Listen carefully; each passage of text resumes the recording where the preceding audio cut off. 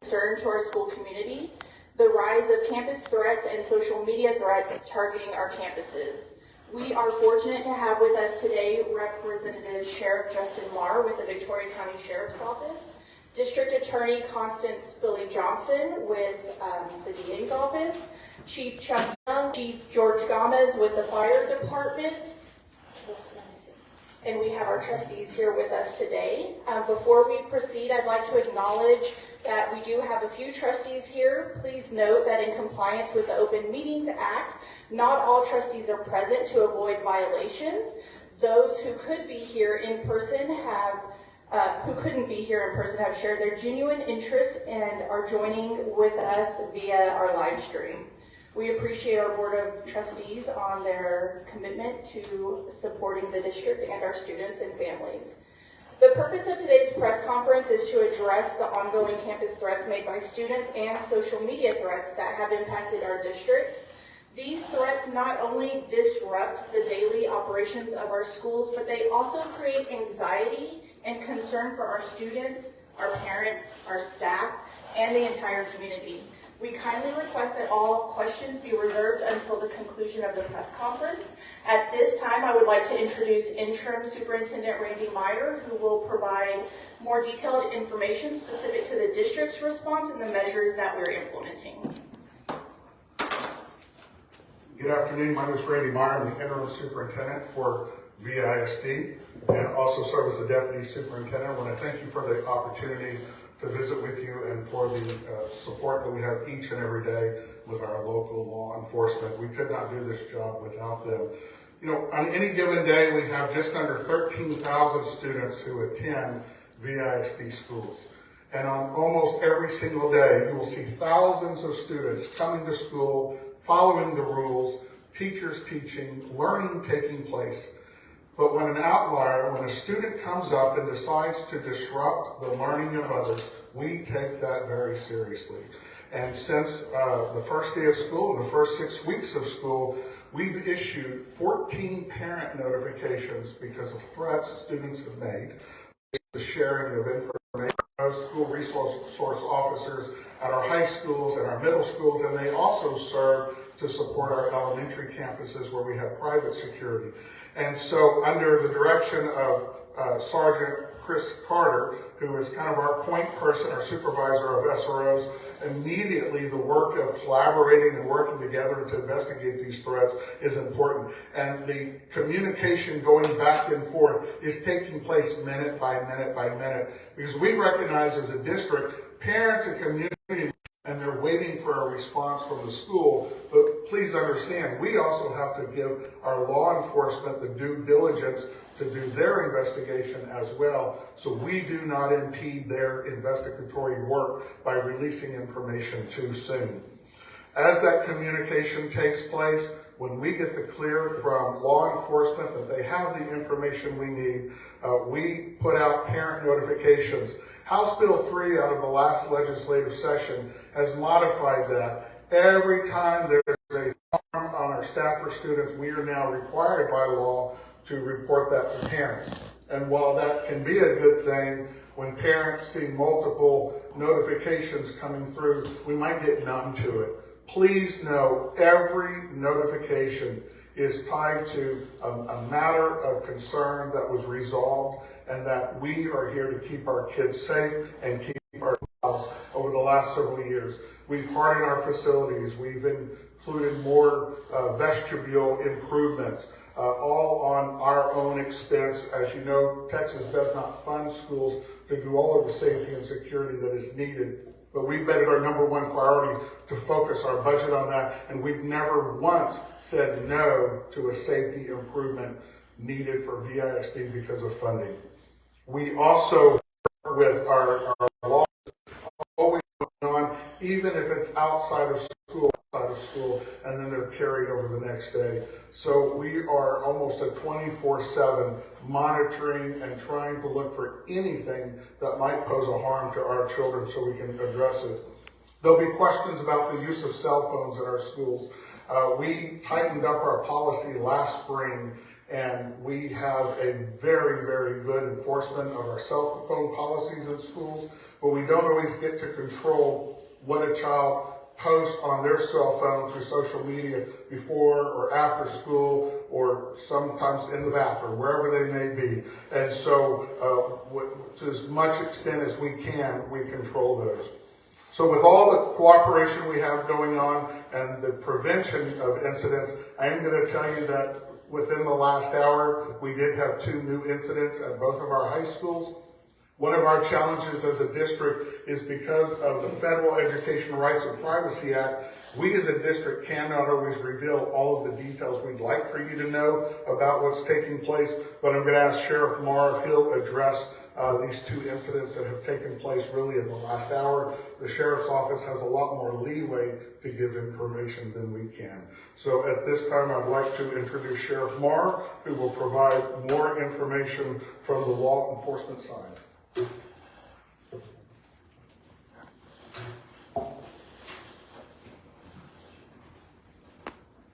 Good afternoon.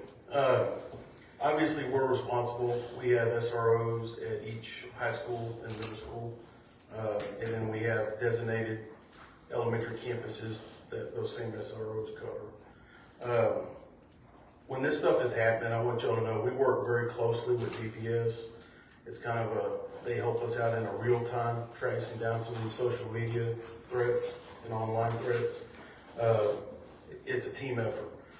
All the SROs are on board, the ones in the area.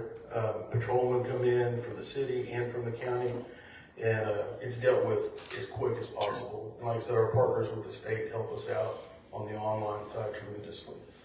We have made 11 arrests. Those were the stats that I had coming in today. We're up to 12 now. Reference the stuff going on. We have an incident be assaultive in nature. We have one person that was injured and is currently at the hospital with no life-threatening injuries, and another one detained in custody. The victim is 14 and the offender is 15. At the same time, we have a situation at East that appears to be under control. That investigation is still underway right now as we speak. So 12 arrests now in 6 weeks, 2 a week. That's ridiculous. We stay on this course, we may be at 100 by the time the school year is over. So it's something everybody needs to take seriously. You know, these threats, terroristic threat is a Class B, and the false report is a felony. Parents, students, y'all need to understand the magnitude that this has on your life. Not to mention just the resources that are poured into it every day when something like this happens.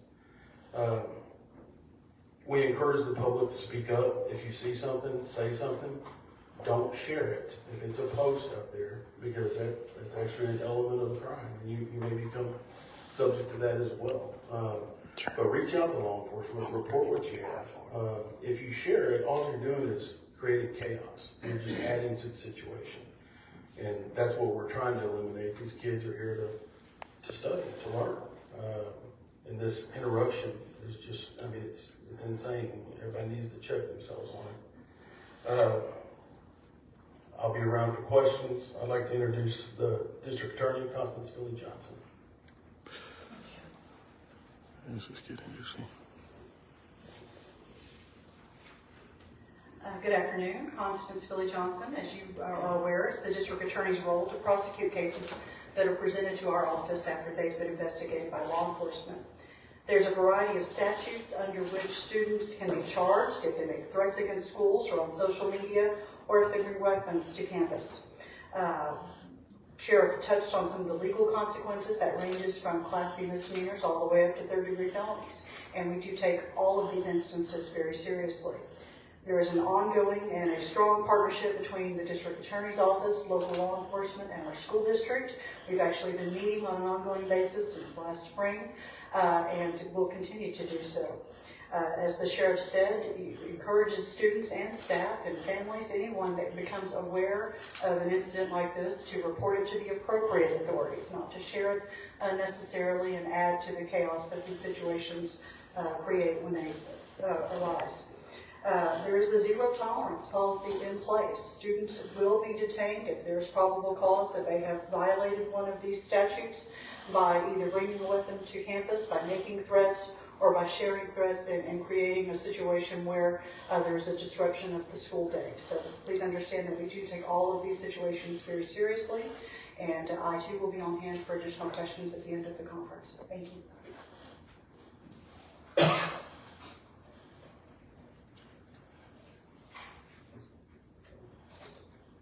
My name is Chuck Young. I'm the Chief of Police of the City of Victoria. Echoing exactly what the Sheriff and District Attorney has mentioned, if you see something, you must say something. Don't repost it.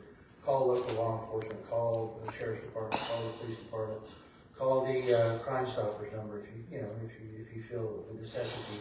But my message is mainly to the parents and to the students as well. That it's crucial to remember that kindness, respect, and responsibility start with each of us.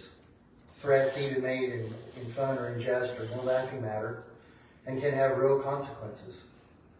Parents and caregivers, please speak to your children about the importance of be mindful of their words and their actions. Let's work together to create a safe and supportive environment where we treat each other with kindness, respect, and compassion, both in and out of school. Again, if you see something, please say something. Do not be silent. Ashley.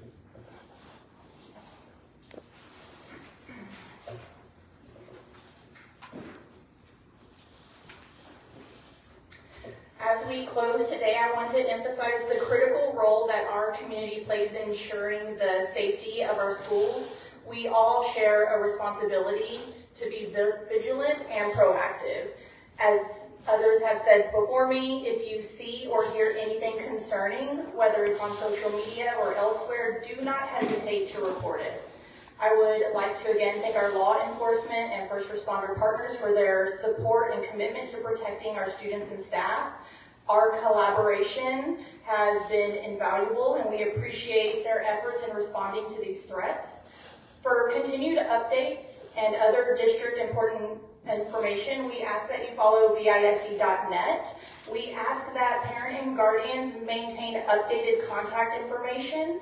That is how we notify parents when something is occurring on campus. And to follow Victoria ISD and our law enforcement partners on Facebook. At this time, I will open the floor for questions. We ask that you please come to the podium if you have questions, and you will need to turn the mic on.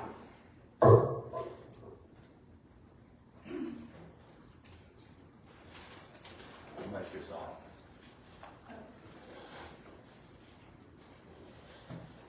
You said the mic is on. The mic is on. Well, thank you so much for taking the time today and providing this important information for the residents and citizens here, students here. Our first question is incident specific. Obviously, if you can't, it's perfectly okay, but can you confirm that the incident at West involved the stabbing, Sheriff Meyer?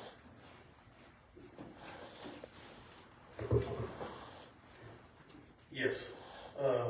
No life-threatening injuries, to my knowledge. I don't want to get into the weapons or anything like that, but that's what's under investigation right now. There's one in custody for that. Thank you. So I would like to ask a little bit more general about the process, if you will. You said something about the GPS scanning social media. Are there any? That's our reporter, Trainer Whiting. I guess positions, somebody in particular scroll through. There's people in DPS's criminal investigation unit that are here. They're local, and they work well with our officers daily. They're constantly trying to stay ahead of it, so they're a valuable resource, no doubt. And so, just for my own knowledge, what is that process from they assess a threat to contact, and from that point, what is the next steps of investigation? As any immediate, each threat can be a little bit different. If it's somebody that we're aware of, obviously we want to locate that subject right away. A lot of times it's an unknown person, and that's where DPS is able to help us track down from IP addresses and stuff like that to try to figure out where this originated from, so that the the proper subjects dealt with.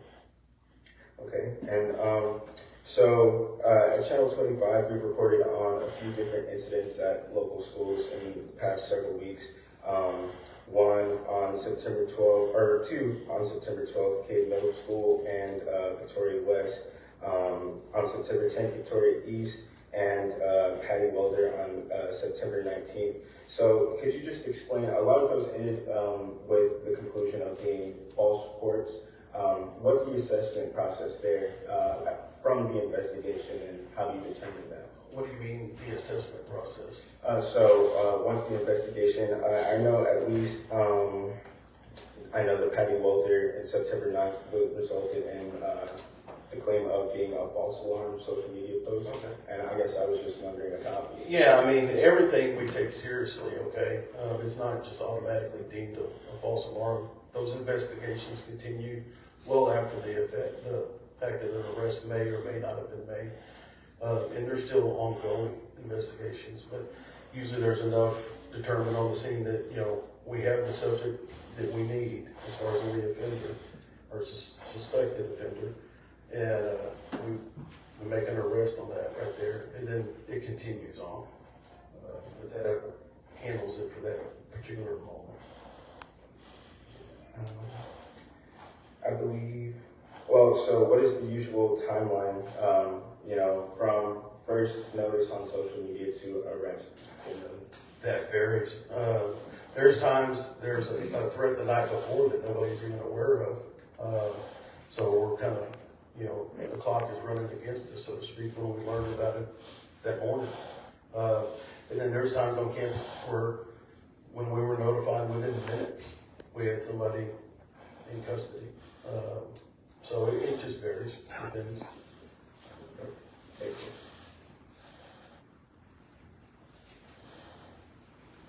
Did we have any questions from any other media partners or any community members that are here today? Okay, with that, we will close out this press conference. Thank you.